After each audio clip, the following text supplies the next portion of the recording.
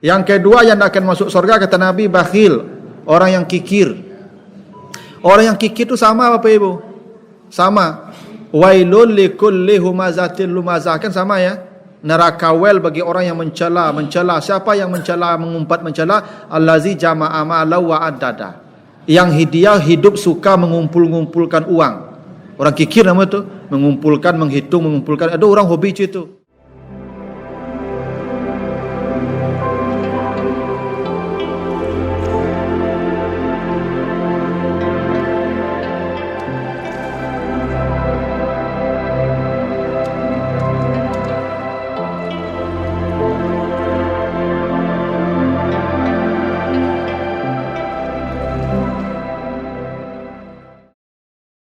Yang kedua yang akan masuk surga kata Nabi bakhil, orang yang kikir. Orang yang kikir itu sama Bapak Ibu? Sama. Wailul likulli humazatil lumazah, kan sama ya? Neraka wel bagi orang yang mencela. Siapa yang mencela, mengumpat mencela? Allazi jama'a ma'alau wa addada. Yang dia hidup suka mengumpulkan uang. Orang kikir nama itu, mengumpulkan, menghitung, mengumpulkan. Ada orang hobi itu. Setiap bulan mencari angkos di ATM berdoanya. Itu pulang lah. Itu orang kikir namanya itu. Ciri orang kikir itu pencela. Kalau ada orang suka mencela, itu tanda orang kikir. Misalnya ibu-ibu pacah piringnya di anak, pirang rancak. Yo sajam 2 jam nyo marepet sekana aku. Ya kan, yo udah bana nyo berang si anak sejadi-jadi. Itu tentu ibu kikir itu. Orang kikir itu pencela. Kalau orang tak kikir, dia akan berkata, kalau pacah piringnya, innalillah. Ndak ba'ala nak. Yang pacah aku tanda Allah habis umurnya kau. Kita balik dia kau kat tukang jual piring. Kau tanda Allah menyuruh apa sedekah kat tukang jual piring. Tu tanda orang nak kikir tu. Coba ibu bayangkan, ibu-ibu kalau piring ibu ndak pacah-pacah 100 tahun lamanya. Tu jual orang menjual piring makan mereka. Ndak pernah apa-apa ibu berfikir model tu. Dipacah piring aku, Allah yang memacahnya ke supaya membalik piring lo ke orang menjual piring supaya duit nya. Belanjolah anak istrinya. Itu cara orang berfikir tak kikir. Kalau orang kikir dia akan marah-marah mencela itu. Bapak Ibu kalau oto misalnya kanai dia orang, kalau orang kikirnya orang mengamuk-ngamuk tu. Mendak nampak dia matuang kamar nampak otoan tagak dia tu, tanda orang kikir tu Bapak Ibu. Orang kalau ndak kikir tak akan begitu. Innalillah, selesai.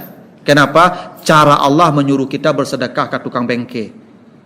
Bayangkan waktu apa 100 tahun dah rusak-rusak lah. Tu jual tukang bengkel mereka ke makannya. Yang kerajaan mau empel auto rusak. Waktu apa dah rusak-rusak ada 1 tahun lah. Ada? Orang kikir akan mencela Pak. Tapi orang pemurah tidak akan mencela. Kenapa? Cara Allah menyuruh kita bersedekah. Nah, setiap orang yang suka mencela tu orang kikir. Jadi orang kikir tu Pak Ibu, azabnya pedih. Wailul likulli humazatil. Sama dengan orang-orang curang tadi, uel juga. Itu kenapa Hindun itu, Bapak Ibu kenapa kalau Bapak Ibu baca nanti di surat apa? At-Taubah 34, orang yang kikir itu kata Allah azabnya spesial. Besok harta yang dikumpulkannya kata Allah dijadikan besi, dihargai dengan besi. Bapak Ibu kalau mengumpulkan uang 1 M, tidak pernah sedekah, tidak pernah kasih ini segala macam, kikir, maka uang 1 miliar itu diganti besi seharga 1 miliar. Lalu dibakar dalam api jahanam kata Allah. Setelah panas menyala besi tadi, fatukwa bihajibahuhum wa junubuhum wa zuhuruhum, disetrikakan ke seluruh badannya. Itu orang kikir itu. Makanya Hindun istri Abu Sufyan pernah mengadu ke Nabi itu. Ya Rasulullah, inna Aba Sufyan rajulun sahih. Wahai Rasulullah, suami saya Abu Sufyan kayu piti, banyaknya pengusaha, pedagang, tapi sempili bagi belanja kambo sebagai istrinya. Apa yang harus saya lakukan kata Hindun? Apa jawaban Nabi ibu? Khuzi ma yakfik, ciloklah. Jadi ibu boleh mencilok. Itu hadis sahih itu ibu. Ya. Boleh Pak. Kalau suami ibu kikinya dia kikir, gajinya besar, uangnya banyak, ya. Cilok jelah Bu. Uangnya banyak. Ya tahu gaji 10 juta sebulan. Sambah bada ka bada saja. Lah sebulan makan bada saja. Lah bangkit sariawan makan bada tu. Ibu cilok dah leh. Cilok balik daging, balik ikan, balik talu, balik ayam. Boleh. Atau minta balik jilbab lah setahun bisuk ya. Cilok. Tapi ada batasnya. Pertama, suami ibu kaya, yang kedua dia kikir, yang ketiga untuk kebutuhan pokok. Beli sambal, beli bareh, beli jilbab, beli baju yang memang tu kebutuhan. Tapi kalau untuk beli api rancak, ambo dah tanggung jawab ibu ya. Jangan ibu bawa satu ambo di akhirat besok. Besok kalau di sidang ibu di akhirat bakal menciluk ibu suami ambo cekik. Tua ibu menciluk beli api. Saya nyuruh ibu ustaz tua. Jangan. Ambo kalau kebutuhan pokok itu hadis Nabi. Ambillah karena istri mencuri itu bukan kurang ajar ke suaminya, dia mengambil hak dia yang tidak diberikan suaminya. Dan dia menyelamatkan suaminya dari azab yang pedih di akhirat. Karena semua suami yang kikir itu diazab dengan azab spesial. Maka apa-apa jangan kikir-kikir je ke ibu leh.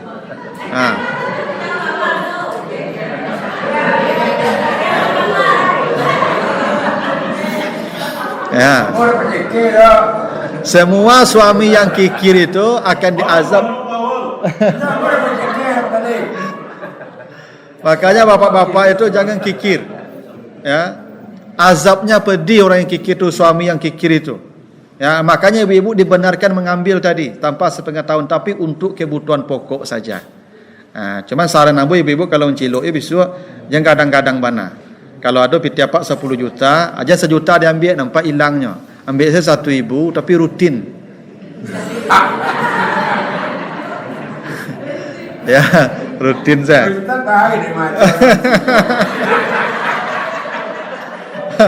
Tapi ada catatannya tadi. Apa piti banyak, tapi simpili karyang. Ceke. Ibu boleh mengambil tanpa minta izin untuk kebutuhan pokok. Kan menciluk nama tu ambil tanpa izin kan menciluk dah. Tapi untuk kebutuhan pokok dan itu untuk menyelamatkan suaminya dari azab yang pedih. Nah, makanya supaya ibu jangan sampai model itu, apa penuhi kebutuhan beliau. Ya, supaya apa selamat di akhirat besok. Ya kalau lah pensiun ni kena diciluk dia pak. Ya, tak ada orang kena ambil lain. Jadi kalau ada ibu-ibu begitu, ibu-ibu kalau ada yang bekerja, ya, uang ibu tu lapor juga ke suami. Pak, gaji ambo ko ya. Gaji ambo. Gaji ibu nak balo ibu buat sesuai rekening surang tu boleh, surang tu boleh. Tapi kalau ibu melapor, bu pak ko gaji ambo ko store kambo aja. Kalau setor ibu setor. Itu aja ni. Tu payah ibu kerajo Ustaz kok setor ya berhentilah. Kan tugas ibu nak kerajo, tugas ibu kan di rumahnya. Pak nang kerajo. Aja mentang-mentang ibu kerajo beko tu ibu tentang petenteng di rumah tu menyuruh-nyuruh apa kalamak ibu saya. Itu tak boleh. Ya suami ibu tu imam. Imam tu boleh suruh-suruh oleh ibu. Nya memutuskan segala sesuatu. Itu tak boleh pak kalau memang ibu-ibu bekerja, anda boleh begitu. Kadang ada ibu-ibu memang begitu. Lama-lama saya nyuruh pak kau pak angkek pak, kau pak angkek pak kau angkek pak. Kecik apa cik-cik lah ibu. Jangan jawab je, itu lo keciknya ibu. Itu istri yang durhaka namanya begitu.